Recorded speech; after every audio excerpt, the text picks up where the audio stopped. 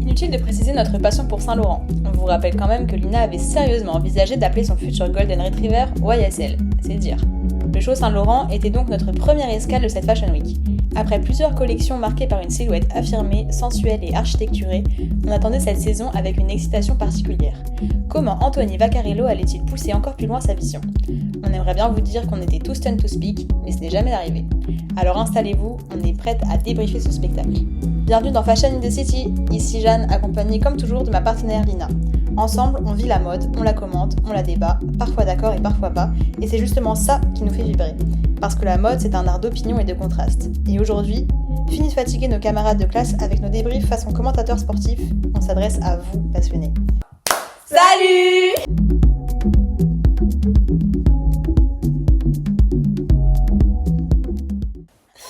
Ça me fait toujours autant rire.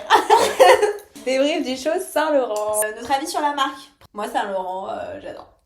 J'ai pas peur de le dire, j'ai toujours adoré. Je suis jamais déçue par Saint-Laurent, quasiment. Parce que c'est grave des silhouettes qui me parlent. J'adore ce côté girl boss qu'il a toujours eu et tout. Et au-delà de ça, l'histoire de la marque, je trouve ça assez cool. Donc moi, Saint-Laurent, c'est toujours un défilé que j'ai hâte de voir. Parce que j'aime la marque. Pas parce que je suis en mode griffe critique. Je suis en mode gros kiff. Ça va être sympa. Ça va être sympa. Et je trouve que leurs venues sont toujours incroyables. Mais ça, on en parlera juste après. Oui. Moi, j'aime bien aussi. Je trouve que ça se renouvelle un peu moins que certaines maisons. On voit souvent beaucoup les mêmes silhouettes. Ah oui, carrément, ouais. Très tailleur, soit jupe, soit cintré. Il y a quand même vraiment des caractéristiques qu'on retrouve. On sait quand une robe ou un tailleur chez Saint-Laurent, par les épaules, par la structure des hanches. Donc j'aime bien aussi pouvoir voir ce qu'ils proposent d'une saison à l'autre. Mais je suis grave d'accord avec toi sur le fait qu'on retrouve quand même pas mal les mêmes choses en fait. Tu vas pas tomber de nouveautés devant Saint-Laurent, enfin... Non, mais c'est pour ça que j'aime Saint-Laurent, mais...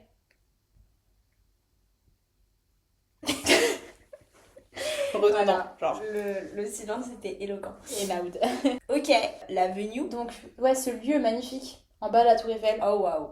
Sublime. Toutes ces fleurs qui, en plan drone, font le logo YSL de Saint-Laurent. Que je n'avais pas vu. Pas du tout. Moi, j'étais en mode, c'est un buisson. C'est un buisson de fleurs. Ils ont posé les hortensias. Et là, j'ai vu le plan drone, j'ai dit, ah non, c'était réfléchi. Oui. Effectivement. Et moi, j'ai adoré ce contraste Tour Eiffel or... Ouais. Nuit noire. Et fleurs blanches. Genre, à croire qu'ils ont payé la nuit pour qu'ils fassent aussi Ils noir. ont payé la nuit. Non mais, franchement, ça faisait tout, je pense. Il n'y a pas eu énormément de shows en extérieur. Et Cohen, c'est qui d'autre ? Non mais il y en a eu 2-3 en extérieur, mais comme ça, j'ai pas tous les noms. Mais je trouve que c'était vraiment le main en extérieur et qu'ils ont super bien exploité l'endroit. Et que c'était vraiment joli. Ils se sont pas juste contentés. On a un bel endroit, on se fait kiffer. Non, ils ont accessoirisé le truc, ils l'ont fait à la Saint-Laurent et ça, c'était grave cool. Ouais. Et la forme du runway était hyper intéressante. Parce que du coup, le runway suivait vraiment En fait, vous aviez le YSL tout au milieu et le runway contournait vraiment les lettres et les mannequins passaient vraiment dans les courbes de la Et ça fait qu'on a du coup ces superbes photos parce que du coup, t'avais pas des gens de tous les côtés. Et ça, j'ai trouvé ça aussi un peu sympa pour une fois.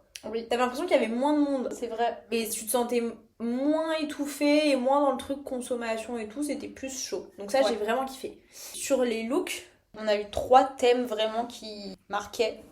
Il y avait, premier thème plutôt girl boss, très tailleur, très je run the world, avec mon tailleur cintré, ma jupette et mes grosses lunettes. Carrément. Mes gros talons et puis et mes nœuds. Les nœuds. Parlons-en. Gros sujet de cette saison Fashion Week. On parlera plus de nœuds chez Dior. Oui. Voilà, on n'hésitera pas à se lâcher sur le sujet. Non, moi j'ai trouvé ça super cool aussi. Parce que, certes, comme tu disais au début, les looks se répètent, mais là se réinventent. Tu vois, on n'était plus sur du tailleur, veste de tailleur, blazer, tu vois. Oui. Là, il y avait du vinyle, il y avait de la... Voilà, on avait du changement de matière, on avait beaucoup de cuir, beaucoup de vinyle. En fait, c'était très rock. Le début était hyper rock. C'était vraiment la femme d'affaires rock'n'roll. Ce côté, du coup, ces grands nœuds. Avec beaucoup de structure et pour le coup, vraiment structurés et qui ont vraiment de la tenue. Mm. Pas comme chez Dior.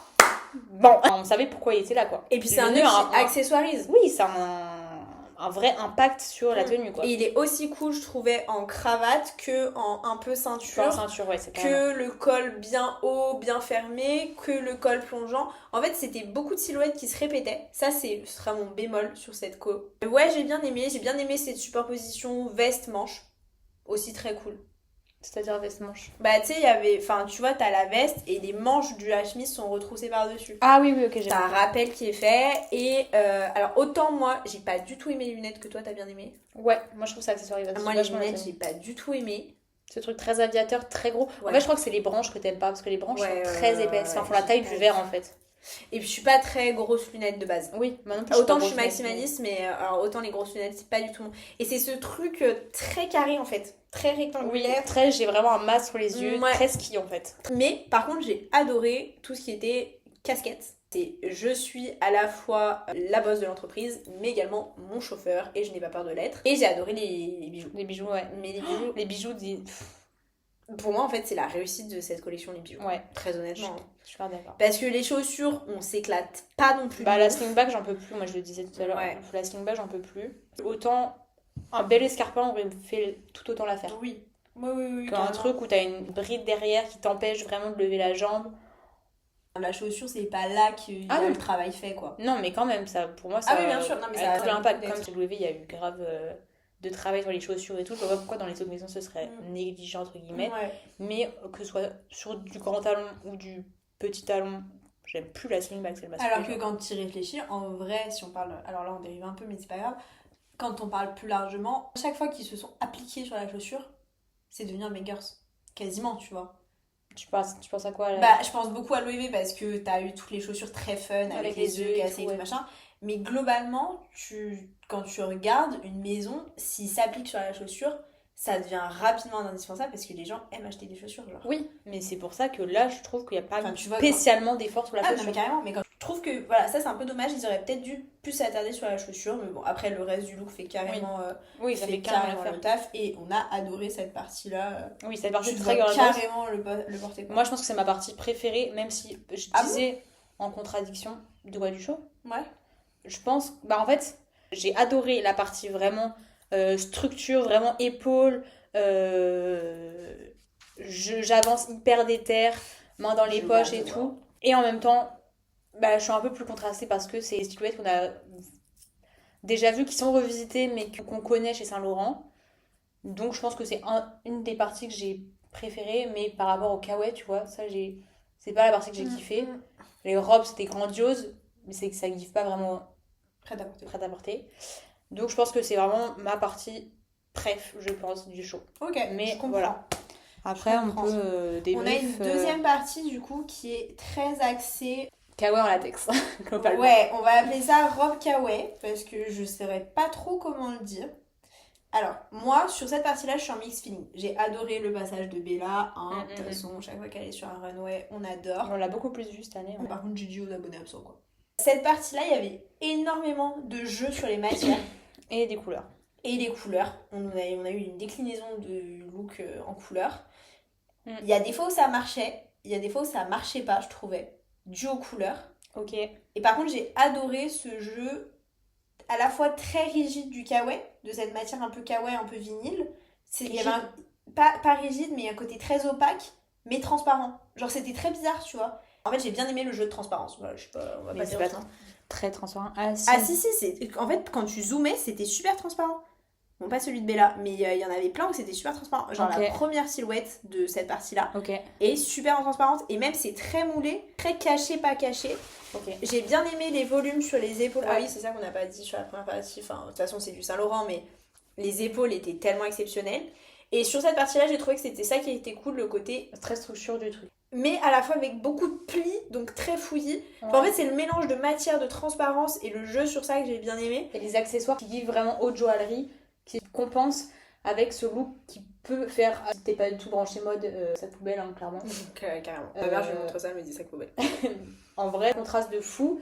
Et ces grosses lunettes en mode espion, inspecteur, Vraiment, je regarde the world et je regarde ce qui se passe. Ouais, je trouve que ça fait le contraste. Ah, Et le collant aussi, j'ai bien aimé qu'il y ait des petits collants. Ouais, je suis d'accord, ça casse le truc. Donc voilà, je trouve que ce côté-là était un peu en demi-teinte parce que ça marchait selon les couleurs. Tu t'étais en mode c'est cool, c'est marrant. Est-ce que je le porterais dans la vraie vie? Non. Pas tout le monde. Autant la partie d'avant, pour moi, tout le monde Carrément. peut grave se l'adapter. Autant ça, c'est très mode quand même. Hein. Oui, Ouais. la suivante. Bon, la partie suivante, c'est même plus mode, c'est le château de Versailles. Mais en fait, du coup, voilà, j'ai trouvé ça cool, mais j'ai moins. C'est la partie du défilé que j'ai clairement le moins aimé. Hein. Mais pour autant, je trouve que au moment du défilé Yves Saint Laurent, sans avoir vu Chanel, etc., c'était pour moi le meilleur défilé de la Fashion Week. Oui, mais carrément, parce qu'en fait, pour moi, c'était le meilleur défilé, mais. Mais parce que c'était très beau, en fait. T'avais ce contraste, le décor qui faisait que. Je pense que c'est ça qui a énormément joué. Ouais, c'était un ensemble. C'était vraiment un ensemble, et puis je trouve que c'était un parti pris aussi de faire autant de looks et silhouettes similaires et de diviser vraiment le show en 3 parties. Parce que les mannequins arrivaient vraiment partie par partie. Genre vraiment, c'était d'abord tailleur, machin, rock. Après, c'était plus du coup kawaii, sakoubel, latex, machin. Et après, c'était vraiment la 3e partie. Ouais, c'était très particulier comme structure de show. Et en plus, en vrai, on vous dit que les silhouettes se ressemblaient, mais il y avait toujours une petite différence. Ah oui, et c'était jamais les mêmes robes. Jamais la même. Donc c'est hyper technique aussi, mais je suis d'accord que c'était... c'est hyper audacieux, quoi. C'était jamais les mêmes looks, il y avait toujours un truc qui changeait, que ce soit un nœud, des épaules, une matière, une chaussure, n'importe quoi, qui changeait. Et ça, j'ai bien aimé quand même que ce soit certes similaire, mais ça veut dire qu'en fait tu peux t'y retrouver. Si t'aimes un peu ce look, mais que finalement en fait t'aimerais bien apporter cette modif, en fait tu pourrais le retrouver dans une autre silhouette. Carrément. Voilà. Et 3e partie, alors moi il faut savoir qu'à l'entrée de la 3e partie, je me suis dit what the fuck, où va-t-on à part droit dans le mur. Mais elle arrive dans cette robe, dans cette gown, vraiment c'est pas une robe, c'est vraiment juste...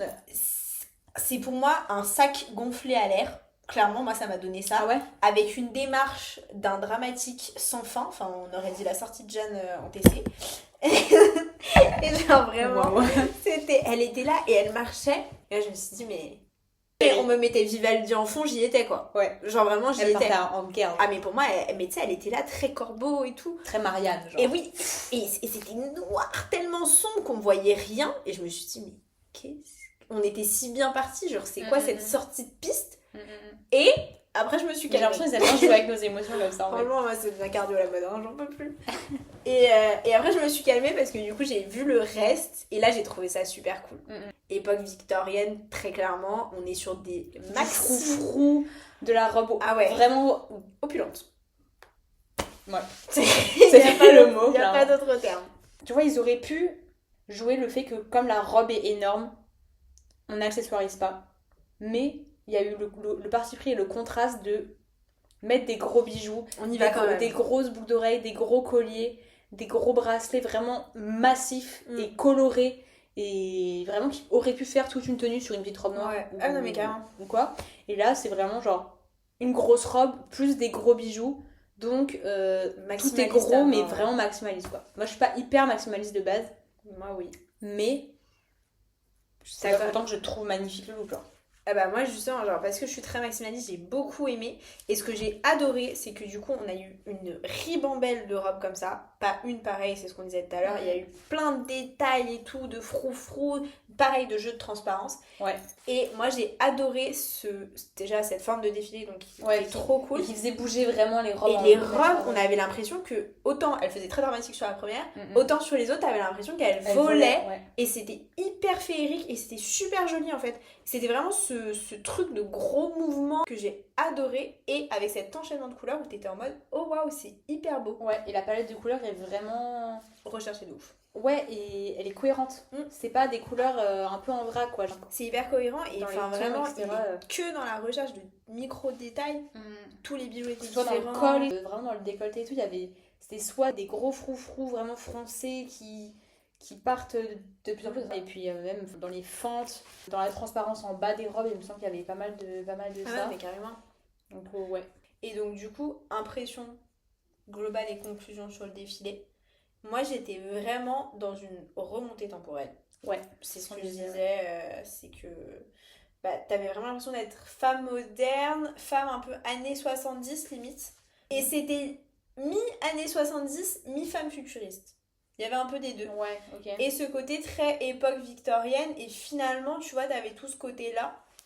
Ouais, qui retraçait Qui, vraiment. ouais, retraçait un peu l'élégance de la femme, et t'en avais un peu pour tous les goûts, tu vois. T'avais du grand soir, comme du plus classique au bureau, enfin... Qui gratte. Donc je trouvais ça très cool. Par contre, la collection, je la trouve pas, après la première partie, prête à porter. En fait, la troisième partie ne fait pas prête à t'apporter et surtout, elle fait plutôt automne-hiver que printemps-été. En vrai, c'est ça le pire, c'est que j'ai adoré, mais c'est ce que je te disais tout à l'heure. En fait, il y a plein de trucs qui vont pas, enfin qui collent pas, mais j'ai trouvé ça génial.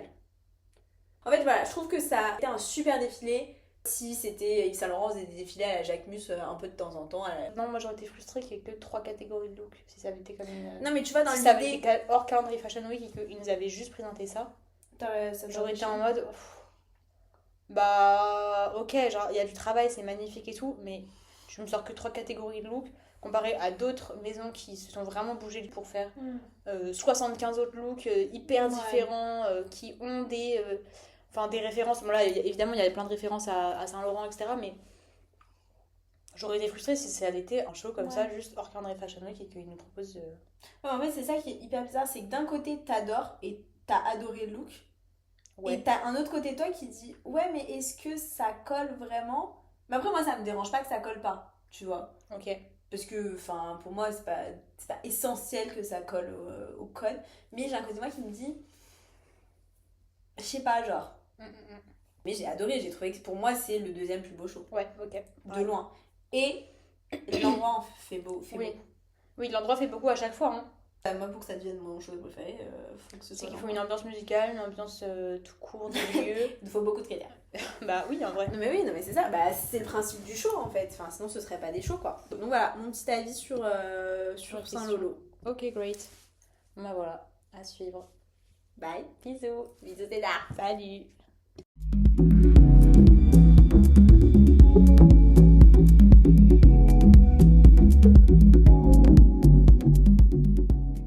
Mais des fois, j'ouvre le tiroir, elle pourrait très bien sortir. Bah non, parce que dès qu'elle t'entend, elle se barre. Oui, mais là, elle nous entend, elle se barre pas. Oui, mais parce qu'on n'est pas à côté du tiroir. Bon, mais je vais m'aller à du tiroir. Je Non, arrête.